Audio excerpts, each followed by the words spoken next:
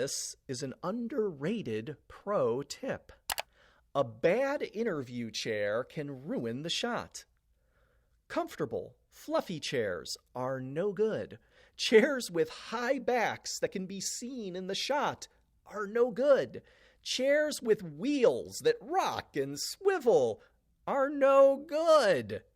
I have conducted more than 1,000 on-camera interviews.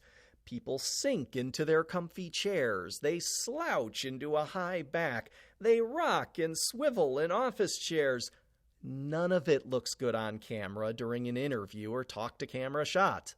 I usually look for the most uncomfortable chair in the room. A metal folding chair is great, and I use that. I know it sounds like a joke, but I'm being totally serious. An uncomfortable chair typically forces people to sit with good posture. They sit up straight. They don't fidget. Do not underestimate the value of a truly uncomfortable chair.